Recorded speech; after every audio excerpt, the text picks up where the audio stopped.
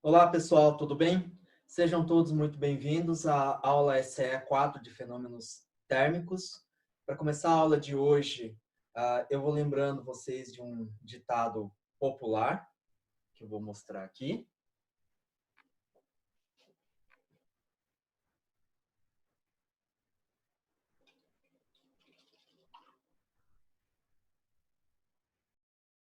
Diz o ditado: não adianta chorar sobre o leite derramado. Mas será? Será que eu posso fazer isso?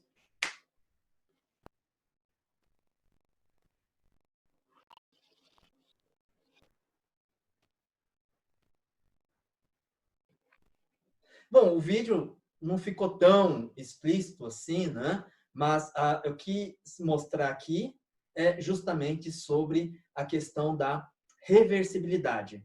Um processo pode ser reversível na natureza ou não, tá? Isso é um tema. Segundo tema que a gente vai tratar é sobre máquinas térmicas, né?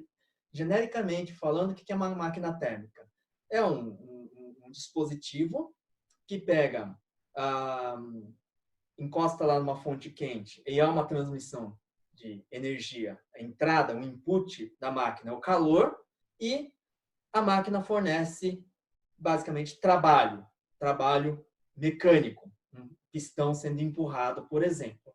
E aí vem uma questão bastante importante para quem está projetando uma máquina térmica, que é sobre a eficiência dessa máquina térmica. Então, se eu pego lá uma certa quantidade de calor, eu consigo converter tudo isso em trabalho, ou seja, eficiência de 100%, e a gente vai verificar, a gente vai ver isso, vai analisar com cuidado que, na verdade, não. Tá? E quem está falando isto é a segunda lei da termodinâmica. E a segunda lei da termodinâmica, em outras palavras, mais para frente vamos explorar isso melhor, tem a ver com a reversibilidade. Então, é o tema original, é o primeiro tema que nós tratamos. Bom, a outra pergunta, então, se não pode uma máquina térmica ser 100% eficiente, então, qual é a eficiência máxima que uma máquina térmica tem? E a resposta é a máquina de Carnot, que executa um ciclo que nós chamamos de ciclo de Carnot. Então, são esses temas que nós vamos trabalhar nesta aula. Vamos lá, então, pessoal. Essa é a aula 4 de fenômenos térmicos. O assunto, vamos começar falando sobre processos considerados reversíveis e comparar com os não reversíveis.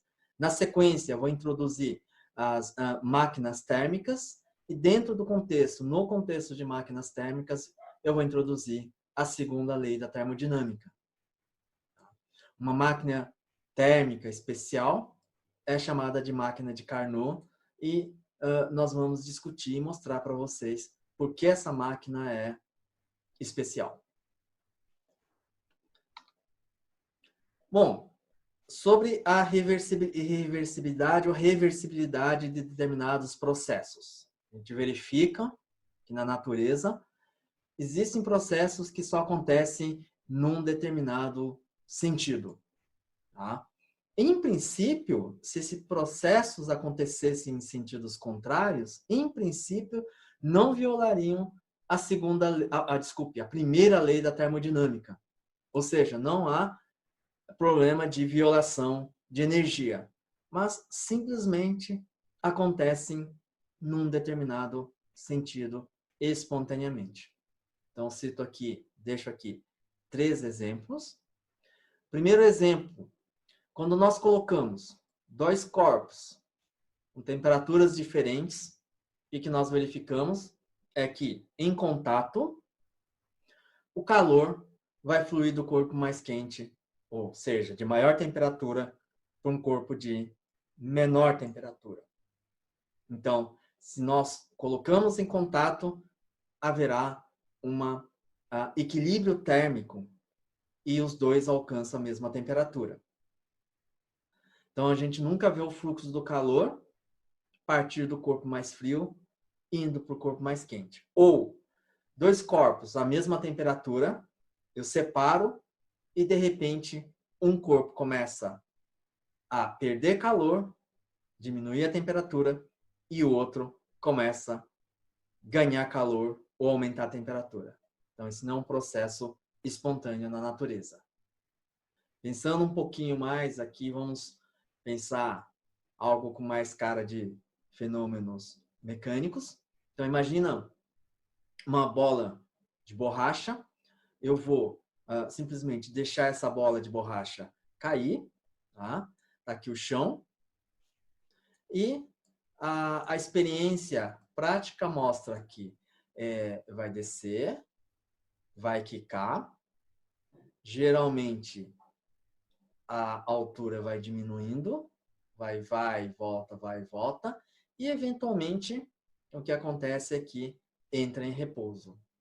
Então, se analisarmos do ponto de vista da energia, o que aconteceu, inicialmente eu tenho aqui uma energia potencial gravitacional, vai se transformar aqui em energia cinética, meio de mv², e ao tocar o solo, e quando nós percebemos que a altura próxima a ser atingida é menor do que a altura inicial, significa que houve a perda de energia aqui no solo.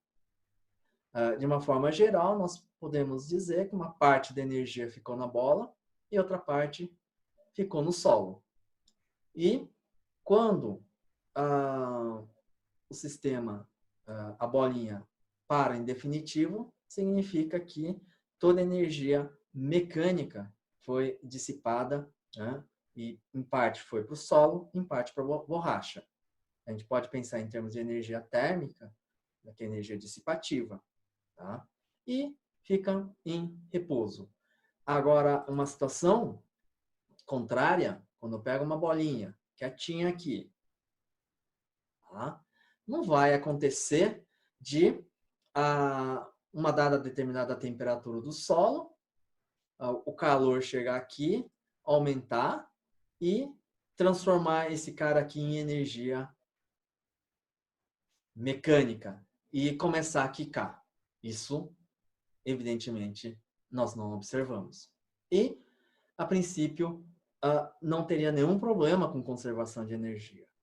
Nada aqui está violando a conservação de energia. E, finalmente, um terceiro exemplo vamos supor aqui que eu tenho um recipiente e eu coloque metade do recipiente só oxigênio, gás, e na outra metade só nitrogênio, separo com uma membrana e, em determinado momento, eu perfuro essa membrana. O que vai acontecer? Ambas as moléculas vão se misturar. E a partir do momento que essas moléculas se misturam, não tenho mais como espontaneamente separar o oxigênio do nitrogênio. Tá? Então, esses três exemplos são exemplos do que nós chamamos de processos irreversíveis. Ou seja, acontecem espontaneamente em um sentido. A palavra aqui é espontaneamente, porque, evidentemente, eu sempre posso, de uma maneira forçada, né, ao sistema fazer o caminho contrário, reverter. E se observa que a maioria dos processos na natureza é irreversível.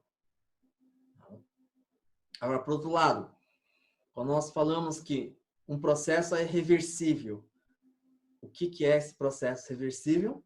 É que quando o sistema vai voltar, então caminho de ida, uma situação, vai acontecer alguma coisa, e depois esse sistema volta.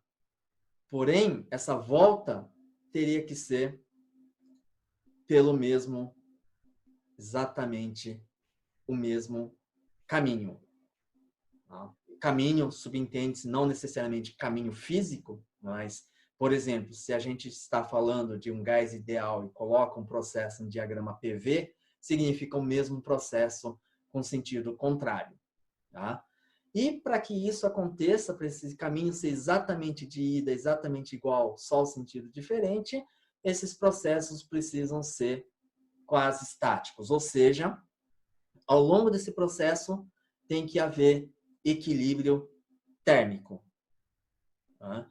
Lembrando que é um processo quase estático, aquele processo que acontece lentamente, né? Passo a passo, e quando tenho uma pequena flutuaçãozinha no sistema, eu preciso esperar um tempo para que o sistema atinja o equilíbrio térmico. Em termos de gás ideal, significa que ao longo desse caminho aqui no diagrama PV, por exemplo, a relação da equação de estado PV igual a nRT é válido ao longo desse caminho. Então, por isso eu digo processo quase estático. Máquinas térmicas. O que é uma máquina térmica?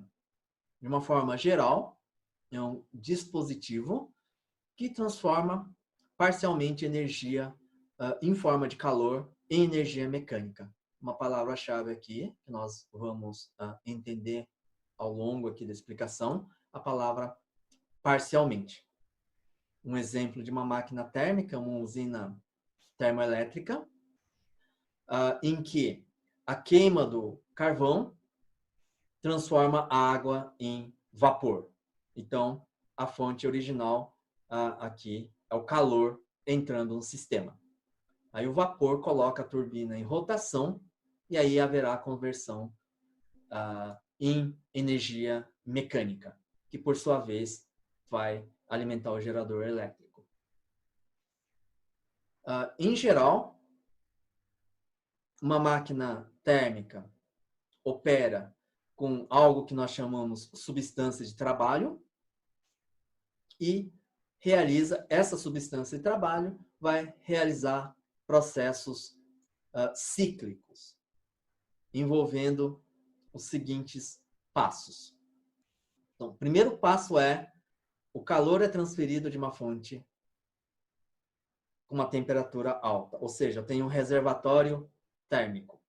Aí de lá transfiro o calor para a máquina. E a máquina vai realizar um trabalho.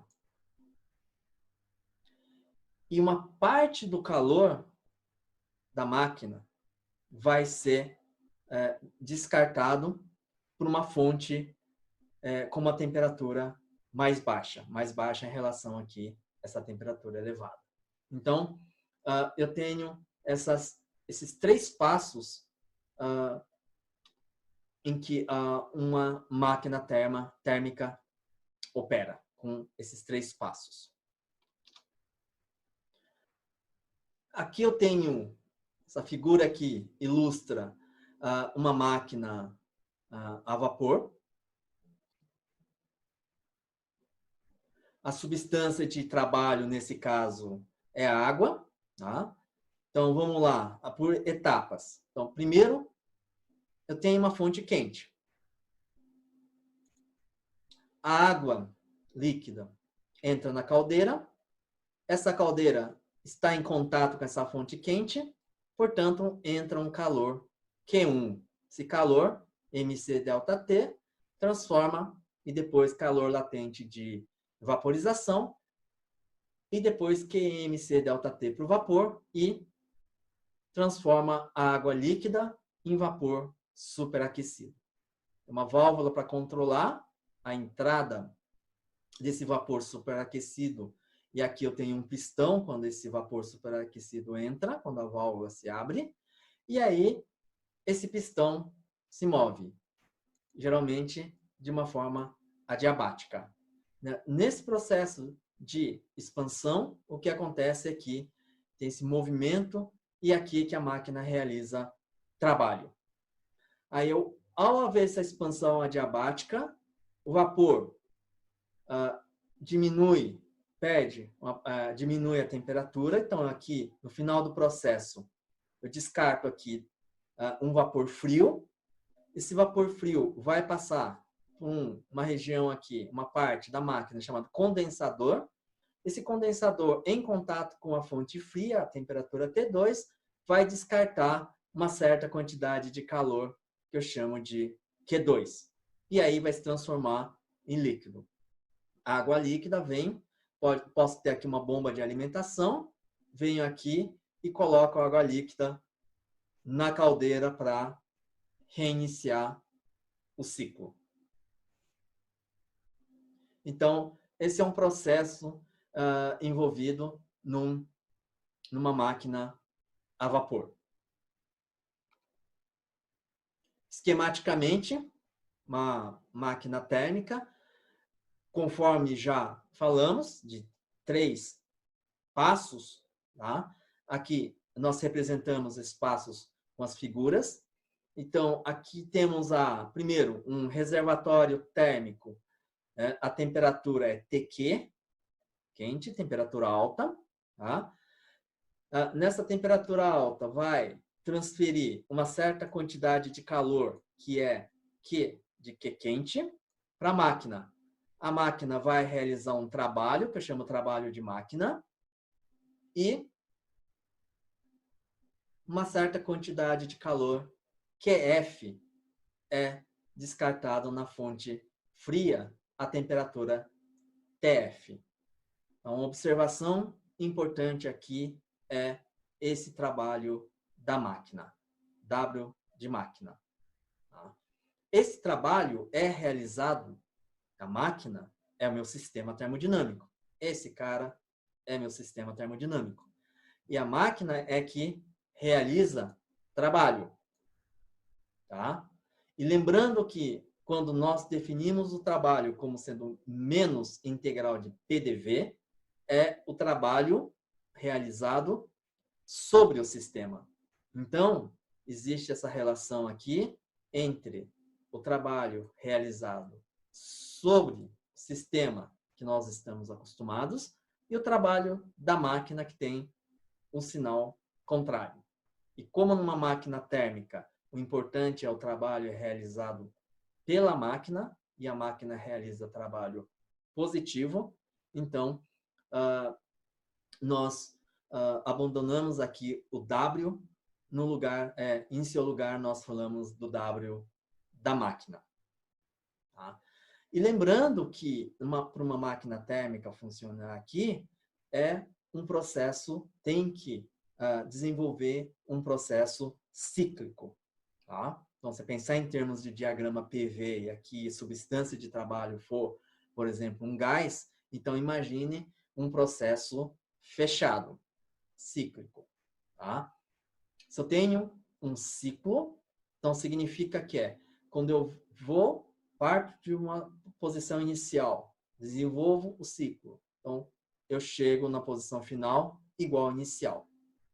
Como a energia interna é variável de estado, ou seja, só depende do estado e não do caminho, então significa que se eu voltei para o mesmo lugar, a variação da energia interna é igual a zero. Pela primeira lei da termodinâmica, ainda que eu estou colocando em termos do trabalho sobre o sistema, nós vimos já aqui várias vezes, exploramos a relação aqui, a equação da primeira lei da termodinâmica, que a variação da energia interna é igual a Q mais W. Quem é esse Q? Lembrando que Q, quando o calor entra no meu sistema, é positivo, tem um sinal positivo, e quando sai do sistema tem um sinal negativo. Para não ter nenhuma confusão sobre um sinal implícito na variável, então eu vou aqui colocar em módulo. Então, primeiro, vamos lá. Deixa eu só limpar aqui. Variação de energia interna num ciclo é zero. Então, zero. Igual que meu sistema é a máquina. QQ está entrando. Então, eu vou colocar o QQ em módulo com sinal positivo. E, ainda no Q, eu tenho QF saindo. Se está saindo, eu vou colocar módulo de QF explicitamente com o sinal negativo. E lembrando que trabalho sobre sistema é igual menos o W, então eu venho aqui menos o W. Então, em um ciclo, é isso que nós temos. Ou seja, só passando o trabalho para o lado esquerdo, o trabalho é igual a diferença entre o calor que entra e o calor que sai. Tá? Ou seja, é um calor líquido, tá? Que a máquina vai absorver. Aqui, vamos supondo-se que a substância de trabalho seja um gás. Não há necessidade necessariamente de ser, mas a gente está, de certa maneira, familiarizado com o diagrama pressão no eixo das ordenadas e volume no eixo das abscissas, PV. Então, nesse caso aqui, trabalho de uma máquina é um processo, desenvolve um processo cíclico. Tá? E aqui, eu quero que o trabalho da máquina, lembrando que W é igual menos trabalho da máquina. Então, eu quero que meu trabalho sobre o sistema seja negativo. Ou seja, o trabalho da máquina, evidentemente, tem que ser uma grandeza positiva. Tá? Então, esse processo tem que ocorrer no sentido horário. No sentido horário, W, que é o trabalho sobre o sistema, é negativo. Portanto, o trabalho da máquina é um trabalho positivo. Então, isso é importante. E já nós sabíamos que, num ciclo, o trabalho total equivale numericamente essa área delimitada pelo ciclo. Nesse sentido, não muda em nada. Quando nós falamos de trabalho de uma máquina térmica, uma grandeza importantíssima, que é importante, um parâmetro importante, é o rendimento dessa máquina térmica. Tá? Lembrando que essa máquina absorve, recebe uma certa quantidade de calor QQ. Parte desse calor QQ ele transforma em trabalho, que é o trabalho da máquina. Então, com isso, nós definimos rendimento de uma máquina térmica. Rendimento da máquina térmica é o trabalho que a máquina realiza dividido pela quantidade de calor que recebe da fonte quente. Mas o trabalho da máquina eu posso escrever como sendo diferença do calor entre o calor que entra e que sai. Portanto, eu consigo escrever o rendimento da máquina como sendo módulo QQ menos QF dividido por QQ. Separando aqui as frações, eu tenho que o rendimento da máquina, esse primeiro termo vai ficar QQ sobre QQ, que é 1, menos segundo termo QF, QQ. Então, eu consigo escrever um rendimento da minha máquina térmica em função do calor que é rejeitado sobre o calor que entra no sistema. É 1 menos QF, QQ. Aí, claro, primeira coisa que nós pensamos é pensar numa máquina que tenha um rendimento térmico de 100%.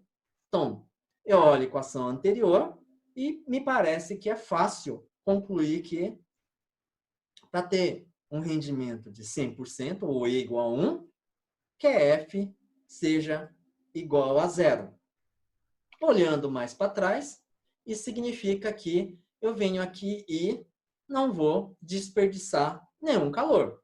Não vou jogar fora. Então, todo o QQ vai se transformar em trabalho, ou seja, energia, que é calor, vai ser energia, que é trabalho mecânico. Então, essa é a situação, pelo menos, desejável, ideal. Mas tem um porém. Quem é esse porém? É a segunda lei da termodinâmica. Então, vou introduzir aqui a segunda lei da termodinâmica dois dos enunciados estão diretamente relacionados aqui com máquina térmica, o outro seria o inverso da máquina térmica, mas é nesse contexto. E tem uma terceira formulação da segunda lei da termodinâmica, que nós discutiremos mais para o final do curso. E aqui só vou mencionar pela primeira vez a palavra chave da segunda lei da termodinâmica. Entropia. Tá? Mas vamos deixar mais para frente. Em termos dessa máquina térmica, que não tem um rendimento 100%, né? Essa formulação da segunda lei é devida a Kelvin e Planck. E diz que segundo a segunda lei da termodinâmica, na formulação Kelvin-Planck, é impossível construir uma máquina térmica que, operando em um ciclo, absorva calor de um reservatório e o converta completamente em trabalho mecânico, que é esse caso aqui. Tá? A palavra-chave nessa segunda lei é operando em um ciclo. Tá? Eventualmente, se eu não tiver um ciclo, eu consigo, né? Talvez eu consiga fazer isso aqui, mas não fazer uma máquina operar em ciclos. Tá? Então, de acordo com essa segunda lei, não existe máquina com 100% de rendimento. Ou seja, uma parte do calor tem que ser jogada fora. Tá? Bom, e observamos aqui que na operação de uma máquina existem dois reservatórios térmicos. Um com temperatura alta, TQ, quente, e a outra temperatura fria, TF. E há um fluxo de calor aqui. Sai de um, vai para a máquina, trabalho é realizado, uma parte do calor é descartada. Aí uma pergunta também, né, já que segundo a lei da termodinâmica diz que não existe máquina com rendimento de 100%, eu preciso jogar uma parte do calor para a substância de trabalho operar em ciclos. Então a pergunta que se faz pergunta pertinente qual é o máximo rendimento que se pode obter de uma máquina térmica? Aqui nesse caso aqui, dados os valores aqui da temperatura TQ e TF. É isso que nós vamos responder a seguir.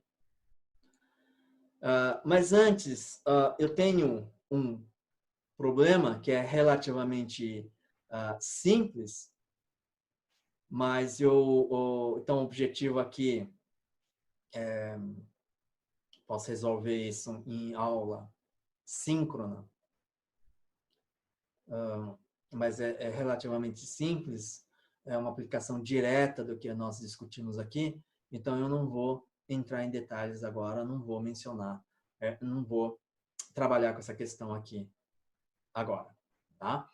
E eu vou tentar responder essa pergunta: qual é o máximo de rendimento que uma máquina térmica pode ter? E a resposta é a máquina de Carnot. Então, as condições são: tem uma fonte quente com uma temperatura TQ, uma fonte fria, temperatura TF. E a pergunta é: qual é o máximo de rendimento que uma máquina pode ter? Tá? A resposta foi dada muito tempo atrás, 1824, Sadi Carnot, e ele falou que a máquina com maior rendimento, que hoje nós conhecemos como sendo uma máquina de Carnot, é uma máquina que opera através de um ciclo que se chama ciclo de Carnot. É bom que se diga, essa máquina aqui é uma máquina, digamos assim, teórica, né? Então, nunca ninguém conseguiu construir a máquina de Carnot, se conseguiu, digamos assim, não conseguiu colocar em operação comercial, digamos, a máquina de Carnot, porque é uma máquina mais conceitual. Tá? E o que diz aqui em relação ao ciclo de Carnot? Então, o Carnot, quando ele visualizou um ciclo que levou seu nome, uma máquina que opera com esse ciclo, ele formulou o que nós chamamos de teorema de Carnot. Diz que nenhuma máquina térmica real, operando entre dois reservatórios de calor, que aqui nesse caso o TQ e o TF, pode ser mais eficiente do que a máquina de Carnot, que vai operar esses dois reservatórios, TQ e TF. Então, de acordo com o teorema de Carnot, o máximo rendimento vem do que nós chamamos do máquina de Carnot, que opera com ciclos de Carnot. O que são, ou o que é um ciclo de Carnot? Então, vamos lá. Para entender o ciclo de Carnot, e falar sobre eficiência de máquinas, tá? De uma forma agora um tanto quanto mais, talvez, intuitiva, de uma forma um pouquinho nebuloso para vocês, né? Uma afirmação que vai ser relativamente forte, depois vai fazer mais sentido, tá? É que essas máquinas eficientes operam com processos reversíveis. Tá? E processos irreversíveis tendem a diminuir a eficiência da máquina, digamos, a perdas. Né? Então, aqui nós conectamos a eficiência com a reversibilidade de um processo. Então, processos irreversíveis, geralmente são aqueles processos que você acaba degradando uma parte da energia e você não consegue recuperar. Basicamente isso.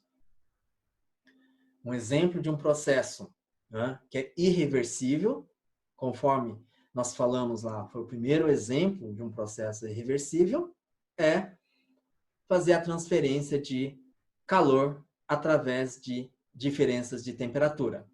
Então, se eu tenho aqui, eu quero transferência de calor com diferenças de temperatura, então, nesse caso, eu estou falando de um processo irreversível, porque o calor vai fluir de uma fonte quente para uma fonte fria.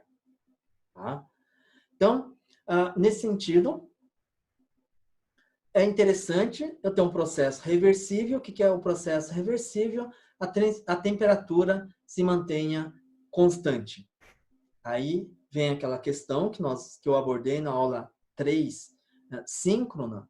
Como num processo isotérmico, que a temperatura não muda, eu estou lá com a parede diatérmica, que eu posso permitir a troca de energia entre a troca possa permitir a transferência de calor, né, entre o sistema e a vizinhança. Então tem uma parede diatérmica, só que a temperatura do sistema é igual à temperatura da vizinhança, e a temperatura da vizinhança é fixa. Então o sistema também será num processo isotérmico.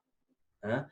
Aí vem aquela questão, é que, na verdade, nesses processos há pequenas flutuações, né? Por exemplo, estou fazendo uma compressão isotérmica, então eu comprimo um pouquinho, muito pouco, um epsilon, uma quantidade pequenininha, a temperatura tende a subir, tá?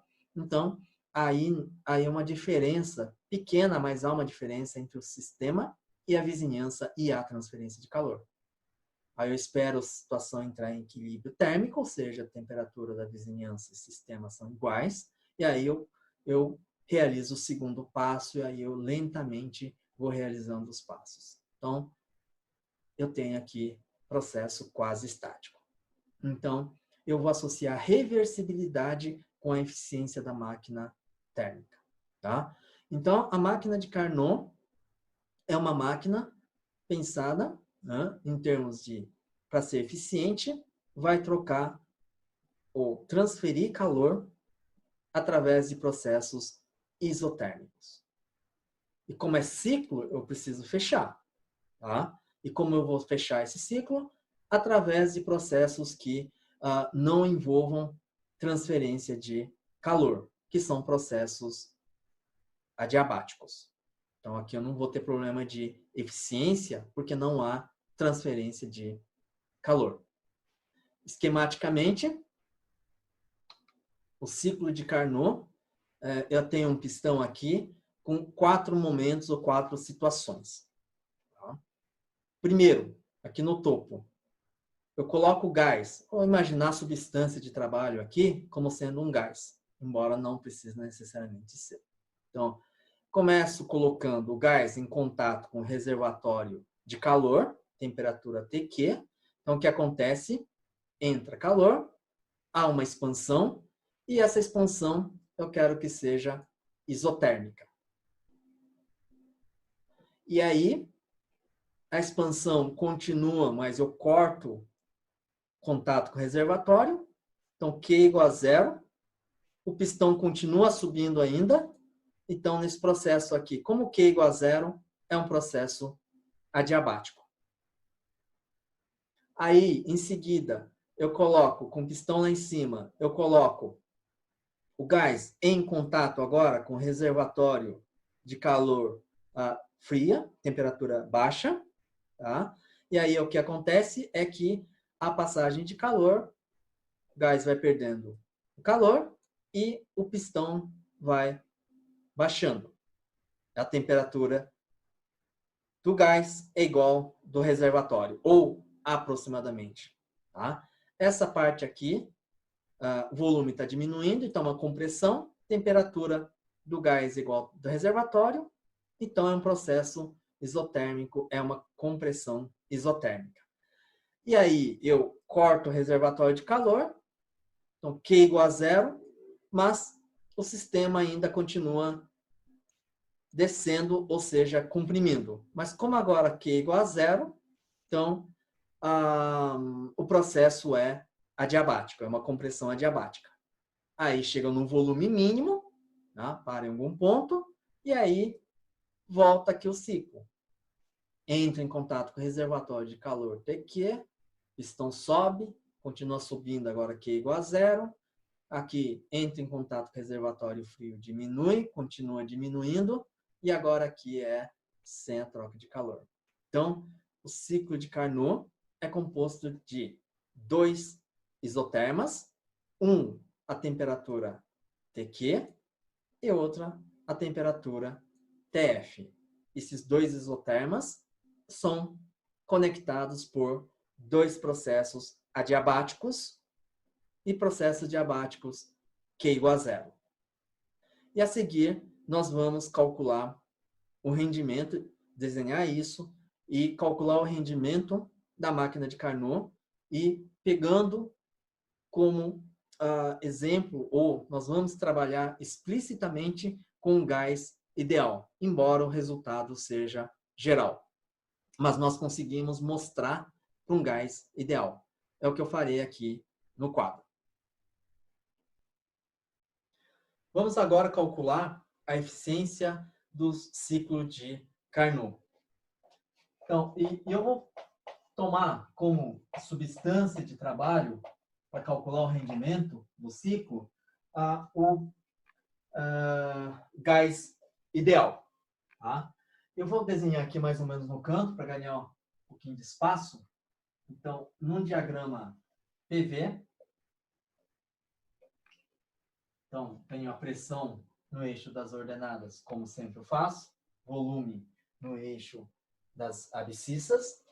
Então, lembrando que uma máquina térmica tem 2 fontes de calor, que são reservatórios, então tem 2 temperaturas diferentes. Eu vou desenhar aqui como referência, como a máquina de calor Carnot fala em isotermas, então eu vou desenhar essas 2 isotermas. Essa aqui é uma isoterma, eu tenho uma outra isoterma aqui. Tá? Isoterma, à medida que eu ando envezado diagonal para lá, a temperatura aumenta. Então, isto aqui é TQ e isto aqui é TF. Tá? Primeiro ponto, vocês dão uma olhada nas notas de aula A, B, C, D, daquele ciclo que eu mostrei para vocês. O primeiro, eu tenho aqui no ponto A, em que, em contato com o reservatório quente, o cilindro se expande. Então, como está em contato, a temperatura constante. Então, a primeira etapa é isso aqui. E eu vou parar no ponto B. Aí, eu tiro o cilindro do reservatório, mas ele continua ainda expandindo. Então, esse processo, por não estar mais em contato com a fonte quente, é um processo adiabático. E vem aqui. Isso aqui é o ponto isotérmico, claramente continua aqui. Então, esse é o ponto C. Eu tenho A para o B, isotérmico. B para o C, adiabático. E aí, quando expandiu o máximo o pistão, alcançou o volume máximo, eu coloco o gás em contato com o reservatório frio, então TQ, e começa a compressão. Essa compressão em contato com o reservatório frio é uma compressão isotérmica. E aí ele vem até esse ponto aqui, que eu chamo de ponto D. E continua ainda sofrendo compressão, mas agora eu tiro do contato com o reservatório frio. Então, é mais um processo adiabático. E aí, ele finalmente, ele fecha o ciclo. Tá? Então, A, B, C, D é o ciclo de Carnot. E observe que o ciclo é percorrido no sentido horário. Daí o trabalho sobre o sistema, da forma que nós definimos o trabalho, vai ser negativo. Portanto, o trabalho da máquina, que é o trabalho do sistema, vai ser positivo. Tá? Então, primeiro, eu sei que entre A e B vai entrar calor, que eu chamo de QQ. De B para o C, QBC igual a zero. É adiabático. E C para D vai sair calor, que eu chamo de QF. E Q de DA é igual a zero, porque é adiabático. Tá? Então, dois processos adiabáticos, que é igual a zero, e dois processos isotérmicos. Tá? E aí eu vou conseguir, eu sei, num processo isotérmico, é só questão de relembrar, eu vou fazer rapidamente aqui, processo A e B, qual é o valor de QQ em função dos dados que estão aqui. Do volume, da temperatura. Tudo bem? Então, vamos lá. Primeiro, de A para B, variação de energia é zero, porque é isotérmico. Por outro lado, a primeira lei da termodinâmica diz que a variação da energia interna é igual ao calor, que nesse caso é QQ, mais o trabalho sobre o sistema. Então, é o mais, só que o sobre sistema é menos integral de PDV. Tá? Aqui o volume vai de VA para o volume VB. Só que eu estou assumindo a substância de trabalho como sendo um gás ideal, então PV igual a nRT. Eu vou usar a equação de estado, eliminar a pressão, então PV igual a nRT, então pressão é nRT dividido por volume. Então, eu vou passar aqui o Q para um lado, né? Então, QQ vai ser igual, substituindo a pressão, N é constante, R é constante, essa temperatura aqui é TQ,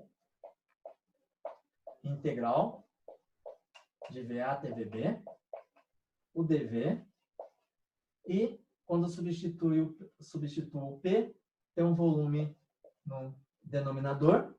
E essa integral aqui é ln de VB sobre VA. Tá? Então, com isso, eu tenho o valor, né, do calor que entra na minha máquina térmica. Tá? Bom, por questão de espaço, eu vou precisar aqui, eu vou guardar esse resultado. Então,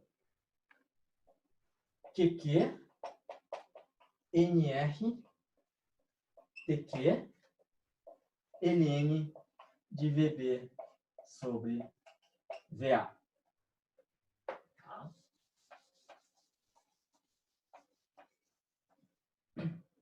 E a mesma coisa eu vou fazer num outro processo isotérmico em que QF é esse calor é rejeitado da máquina térmica. Tá? Procedimento igual. Então, QF fica... Aqui, nesse caso, vai aparecer... bom, vai depender. Eu vou manter aqui o sinal positivo. Tá? Vai ficar NR. Agora, a temperatura é TF. E vai ficar ln de volume final. Estou indo de C para o D. Então, volume final, que é VD, dividido por volume inicial, que é VC. Tá? Aqui só lembrando que VD menor que VC, ln de um número menor do que 1 é negativo. Tá? Então, a princípio aqui, enquanto, né, o VB é maior que VA, então o QF é positivo. Tá? Para não me atrapalhar com isso, eu simplesmente vou colocar módulo, tá? Mas fazendo corretamente a primeira lei da termodinâmica, eu chego nos valores razoáveis. Um é positivo e outro é negativo. Tá? Então, eu tenho essas duas equações advindas dos processos isotérmicos. Agora eu tenho os processos adiabáticos. Bom, não preciso fazer cálculo do Q, do calor, porque no processo adiabático Q é igual a zero. Tá?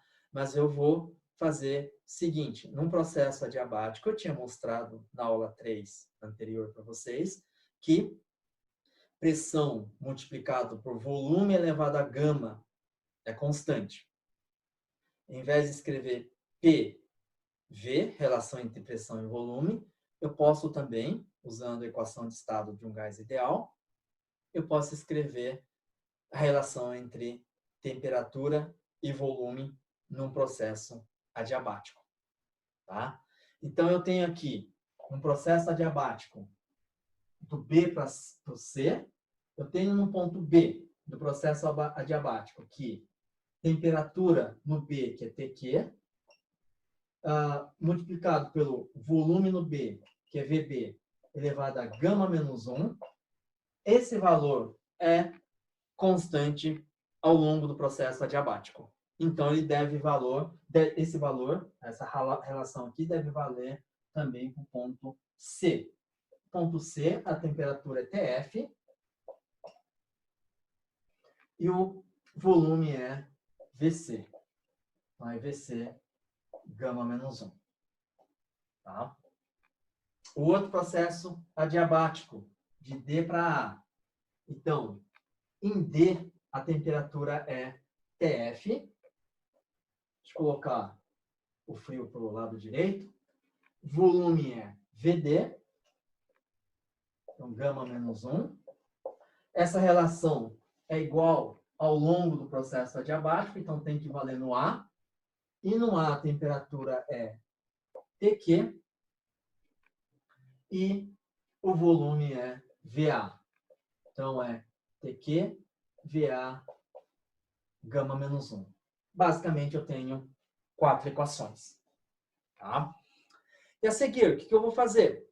É lembrar, rapidamente, o que eu tinha falado, que eu introduzi a eficiência de uma máquina térmica, que é a razão entre o trabalho da máquina dividido pelo calor que entra. Usando a primeira lei da termodinâmica, eu substituo o trabalho pela diferença entre o calor que entra e sai, e finalmente eu tenho a eficiência dada por 1 menos, vou colocar aqui módulo para não ter problema, QF, QQ. QF está aqui, QQ está aqui. Então, fica 1 menos. Vamos lá, QF. Está em módulo, mas N é positivo, R é positivo, temperatura final é positiva porque tem que ser dado em Kelvin. Aí eu tenho aqui em módulo, Ln de VD VC. VD é menor que VC, então Ln de VD sobre VC é negativo. Como eu quero em módulo, então eu tiro o módulo e eu inverto Ln de VC sobre VD. Tá? Então, essa grandeza aqui é positiva. Denominador aqui, que é N positivo, R, TQ. O Ln de VB sobre VA, como VB é maior que VA, eu estou falando de um Ln maior do que 1, que é positivo. Então, o módulo de uma grandeza aqui positiva, simplesmente eu extraio o módulo e tenha Ln de VB sobre VA. NR vai embora com NR. Tá? E aqui eu tenho Ln de VC sobre VB. Ln de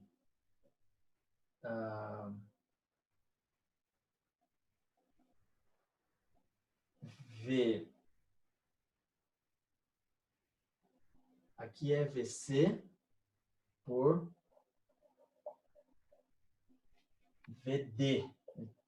Tá? Descuido aqui, tá? VC, VD. Aqui é Ln de VB, VA, que é exatamente esse cara aqui. Então, a gente vai olhar esse Ln, tá? Da razão. Só que quando a gente pega essa equação aqui, essas duas, vamos focar nessas duas equações, tá?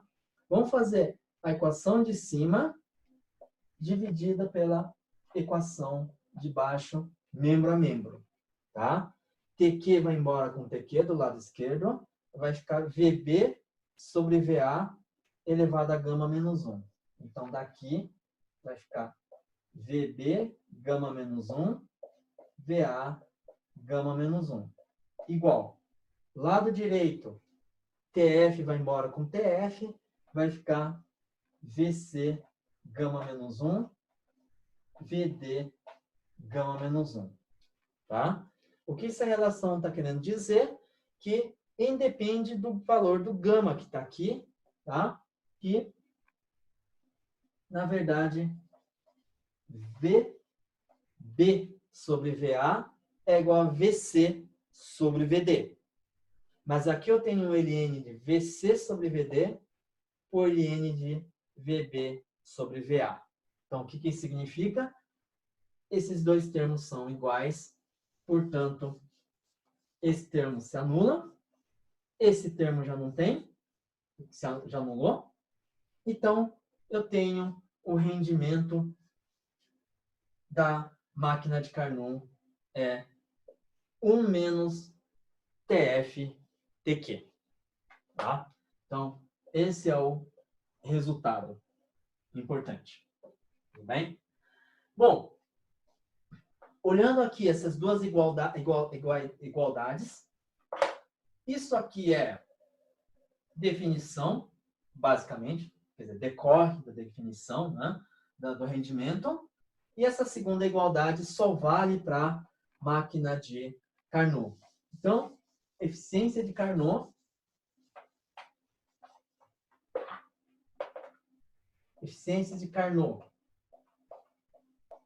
é 1 menos TF/TQ. Mas eficiência de uma máquina qualquer, é 1 menos módulo de QF, módulo de QQ. Tá? Ao escrever isso, eu consigo automaticamente ver que TF sobre TQ é igual módulo de QF módulo de QQ, tá? E eu vou fazer melhor ainda. Eu vou fazer o módulo de QF, que está aqui, e passar tudo que depende de estado final, ou, desculpe, fonte fria de um lado e a fonte quente do outro lado. Eu vou escrever módulo de QF, que é esse cara, passo o TF dividindo, igual, passo o QQ multiplicando, e o TQ está quietinho. Tá? Então, para uma máquina operando um ciclo de Carnot, essa relação aqui é válida quando eu estou efetuando transferência de calor. Tá? E essa relação aqui, quando a gente voltar não, na verdade, quando a gente for para frente, eu introduzir a entropia, que é a variável chamada entropia, eu vou mostrar que no ciclo de Carnot, num ciclo, a variação de entropia total do universo, eu vou falar o que é o universo, é igual a zero. E não dá para ser negativo. Geralmente é maior do que zero. Tá? Então, o melhor mínimo que eu consigo é ΔS, entropia símbolo é S, consigo zero. E quando vocês começarem, né, quando eu introduzir entropia, vocês vão conseguir entender, né, por que ΔS igual a zero para o ciclo de Carnot. Tá? Então, o que significa? Significa que é a menor variação possível de entropia, ou seja, zero. Tá? Isso tem a conexão com reversibilidade, tá? Mas no nosso caso por ser reverso, eficiência máxima. Tá? Então, é o máximo de rendimento que uma máquina térmica pode ter. É este valor aqui, 1 menos TF sobre TQ. Bom, com isso, praticamente eu falo, né, expus praticamente todo o conteúdo da aula 4 de fenômenos térmicos. Tem um restinho lá que é um exercício 2 envolvendo o cálculo de eficiência de uma máquina genérica e comparação com a máquina de Carnot, cuja eficiência a gente acabou aqui de mostrar, que é a eficiência de Carnot é 1 menos TF sobre TQ. Eu gostaria que vocês tentassem resolver por conta própria. E na próxima oportunidade, na aula síncrona, resolvo em detalhes esses dois problemas. Então, pessoal, um abraço e até a próxima.